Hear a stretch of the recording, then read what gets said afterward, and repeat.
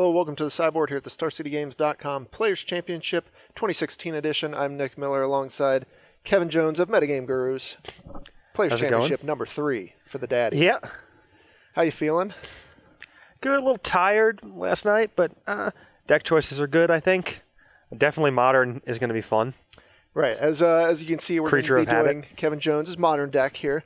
A deck you put on the map back in Dallas when you won the Modern Open, Grixis Delver, taking it down.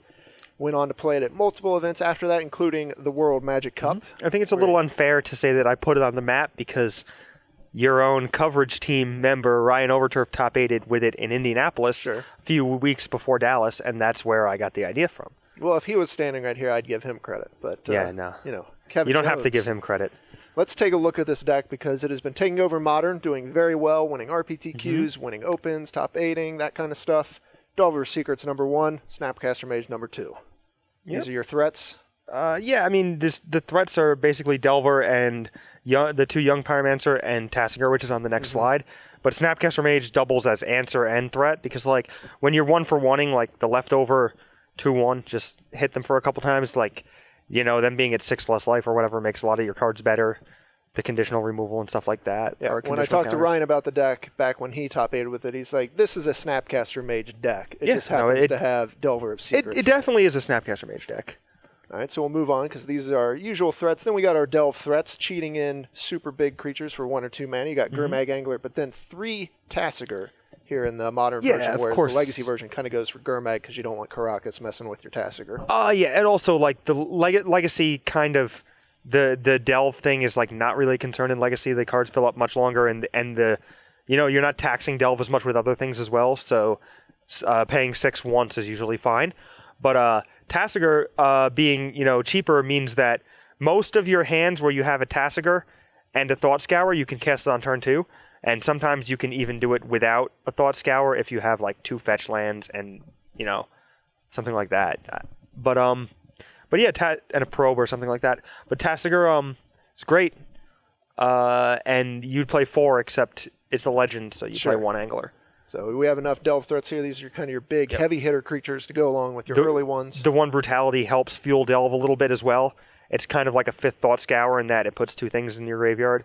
You like need most of the cards in your hand most of the time, so usually it only escalates once. But against Burn, you can trade the cards that you're never going to get out of your hand anyway for an additional mode on that, so you will discard both things again. You kill your guy, take your burn spell, and gain 2 life or whatever. Yeah. Having this card in the main deck just gives you this little bit of extra help against burn when you have it, and that's super important. It also does things that the rest of your deck can't really do. Like it provides hand disruption, but the thing about hand disruption, that's a bad top deck. But this is hand disruption that also is removal and also is reach.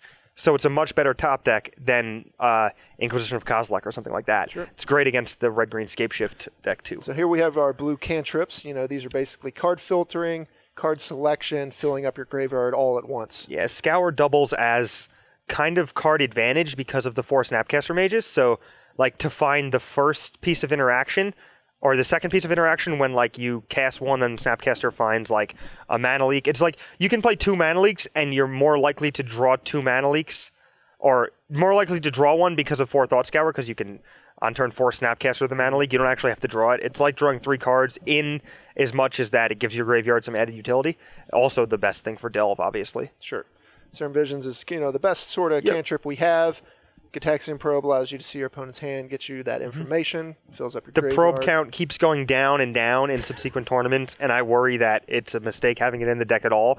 But the draws where you have Young Pyromancer and a probe just feel like they put your opponent so far behind. And probe's important a lot because you have counter spells that lose value after a certain point, so the cost of leaving them up and the cost of leaving the counterspells up can be a real thing in the early game, like turns 1 through 3. So like you want to be able to vision, scour, or delver if you don't have to spell snare. But if you have to spell snare, you have to spell snare. Yep. So it's good to know. Yeah, gives you the idea of how you can play your hand from that point. Yeah, losing, them resolving something with a counterspell in hand is really bad because it's like going down a card or what have you. And Spell Snare, as I mentioned, Mana Leak is your extra counterspell. Colligan's Command, just a real all-star in this deck. You really get to use all the modes. Mana Leak is a catch-all, and Colligan's Command is kind of a catch-all in the same way that, like, if the game plays out in, like, a normal fair deck way, Colligan's Command is just going to break. It's just like, kill your thing or make you discard, get back my Snapcaster Mage, and then Snapcaster, get back my Snapcaster Mage, and it's just over. Yeah, you present a loop, basically. Exactly. You represent the loop, and you say, I'm going to do this for a while. Yeah. Can you deal with this card advantage? I don't think so. It's ridiculous. Yep. Colligan's Command is also one of the ways to beat the stupid Lantern deck that is really frustrating to play against. And it has main deck Artifact Destruction, which, again, does something that the rest of your deck doesn't do, which is important. And you can make them discard their last card, which sometimes matters too, because you have enough early interaction and threats that you can get most of the cards out of their hand when you're playing the game. Yeah. So their last card often is important. Giving you a little plus life equity by not losing to Lantern. Yeah, it does two things too. Now we got our removal spells. Murderous Cut, another delve spell here. Terminate, just kind of the best answer for everything. And then Dismember here. Cheap. This is like an interesting situation because it used to be 3 Terminate at the first juncture, but I'm pretty sure almost every fair deck in Modern that plays, or Legacy for that matter, that plays black mana and interacts with creatures should play a Murderous Cut. The first Murderous Cut is pretty free, and with 8 fetches, 4 Scours, and a Brutality, I think, and Probes too. Sure. I think the first cut is pretty free, and it's a whole lot better than Eidolon against Eidolon than Terminate. Yeah. The Dismember is like a last-minute inclusion because we thought a few people might actually play the Mirror in this tournament. I know that one person who I worked with is actually playing the Mirror. And then, I thought it was within Jim's range to play it too and that type of thing. So, the Dismember is good against other Delve creatures, and it's good because it's a removal spell that costs 1 when you need it to cost 1, and it costs 3 when you need it to cost 3, because usually you do fetch double black eventually. And because of that, it's good at being flexible there. And when you do take 4 from it, you likely would have taken 4 from the thing you're killing anyway. So it ends up being like a mitigated drawback. And Terminate is just obviously a great rate. It's weird that Destroy Target Creature is not a more ubiquitous thing in Modern, but it isn't. You can't really afford to play more than 2. It's weird, but Terminate is very good at what it does. Yep. All right, moving on here. More kill spells. Lightning Bolt, you got to have that in your Delver deck. Electrolyze gives you a little bit of card advantage while also giving you a way to kill multiple threats like an Infect or a Noble Hierarch creature. Lightning Bolt is one of the de facto best cards in Modern. I mean, it's always in flux between Lightning Bolt and some of the other Tarmogoyf or whatever, a bunch of different cards. But Lightning Bolt is one of them, and the rate is unbeatable, and it's the best way to close the game. Snapcaster Mage, Lightning Bolt, Bolt, Snap, Bolt. It just makes the rest of your all your removal spells matter and stuff like that. So it's great. And Electrolyze is the 2 Colligan's Command, 1 Electrolyze is something that's been reversed for most of the year that I've been playing the deck. And now we're back to 2 Colligan's Command because I switched over going into the World Cup because of the presence. I expected a lot of Lantern, Affinity, and Infect at the World Cup. And Colligan's Command's better in those matchups. In the Open Series, I expect to play against Lingering Souls at least once or twice, and 2 Electrolyze is the best against Lingering Souls. Now we're down to 1 Electrolyze because I didn't expect a ton of Lingering Souls, and I shaved a Pyromancer in favor of a 3rd Spell Snare a couple weeks back, and when I did that, I wanted to have Colligan's Command to get back threats, to add a little bit more staying power to the deck, and for that reason, I'm at 2-1. Electrolyze is a great card, though. It helps you hit your 4th land drop, which is really important a lot of the time. Speaking of lands, we've got our lands here. These are all, your blue fetches that are going to be getting your Steam Vents and your Watery Graves, and then, of course, you get access to the new fast lands, which we'll see on the next one. Spirebluff Canals goes along with your Darkslug Shores. Yeah. Pretty sweet. This 61st card would be the 2nd Watery Grave, but, something's got to give. And I thought that the Darkslug Shores was better than the 2nd Watery Grave because you do want your Delve spells against Burn, and it's important. It's nice to draw a black mana early against Burn too, because if you fetch a basic land, it's better off being Mountain than Swamp, so you want your duel to tap for Tasigur, and you can do Tasigur and Lightning Bolt in the same turn. Sure. So that's why this Shores is in there. Right, and there's your basics. Pretty simple. Moving on to the sideboard here. 2/1/1.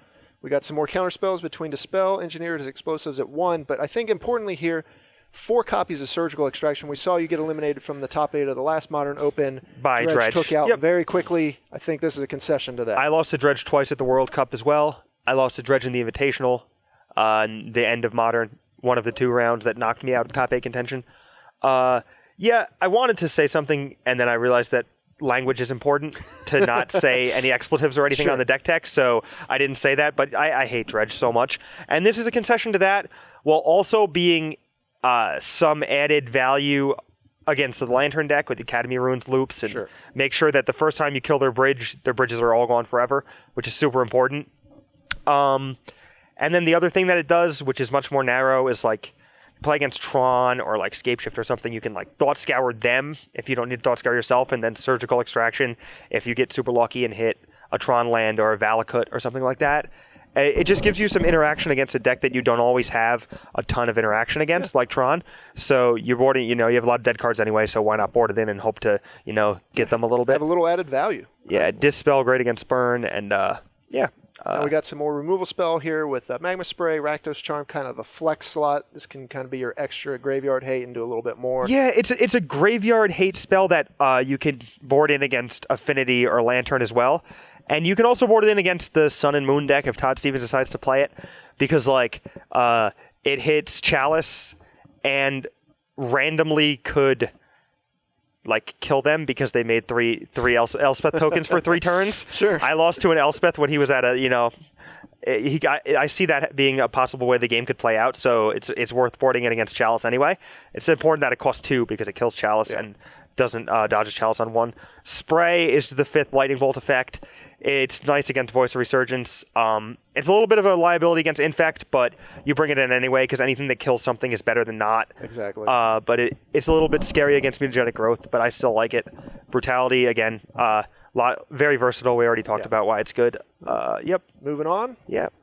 Counter Squall. This is a card I believe Ryan, when he was playing the deck, had 3 or 4 of. He loved this card. And then, of course, you have Staticaster and some Painful Truths here as well. He had Spell Pierces too. Something has to give with respect to the sideboard. The way that Modern works, you can't afford to beat anything. And here, we really, really didn't want to try to beat everything. We wanted to try to beat the specific things that were going to show up. So as a function of that, you see a sacrifice made with the amount of counter spells on the board. There's no Spell Pierce or no second Counter Squall, which have been in the deck in the past. There's only 1 Painful Truths because I didn't expect to play against, Mardu Planeswalkers or Jeskai or even Grixis Control or anything like that. So the 1 Truths is there for the Jund and Abzan matchups or the Mirror. And you don't hesitate to board in more than 1 anyway because it taxes you tax your own life total pretty highly. Staticaster, unbelievable against Infect and Affinity. One of the best cards in the format against the decks that rely on 1 toughness creatures. Poor Liam Lonergan and his elf army is going to have another thing coming. Staticaster comes in and wrecks his life, Obviously, you can see why that card is great. It's also nice in the Mirror because it kills Pyromancer tokens. It can kill Delvers, Snapcasters, and Pyromancers, and not having to spend a card on their Snapcasters is important too. All right. So it's nice in that respect. Wrapping things up, you got a Desolate Lighthouse and Pia and Kieran Nalaar here. Lighthouse is value for grinding. Lighthouse is good to discard excess lands when you Painful Truths and draw fetches that may or may not have a target in the late game. So that's important. Also, anytime I have my mana untapped a lot, like Infect, Death's Shadow, something like that, I'll bring that in too so I can discard excess things and make sure I have interaction, and I'm not always paying a huge cost to leave my removal spells up. So that's important. And the PA is a concession to the fair deck. Specifically, we thought we could see 3 decks that were also the Mirror, and PA is one of the best cards in the Mirror. It also, we cut a Vandal Blast to put the Pia in the deck, and the Vandal Blast blocks the Pia blocks Etch Champion, albeit a little bit more awkwardly, and provides some reach against Lantern too, and those things are nice. So that's why the Pia is the slot. All right. But yeah, thank you for deck looks great. Letting me talk as usual. We know you like this deck. You've had success with it. We look forward to seeing it play it on day 1 of the Players' Championship. I'm supremely confident in this format, as I am always, I guess. But yeah, we'll see what happens. I mean, it's possible that we get some rough ones, but I like it. So yeah. All right. Kevin Jones, extremely confident in Modern. I'm Nick Miller. Thanks for joining me here in the Sideboards. No problem. StarCityGames.com for all the action here at the Players' Championship.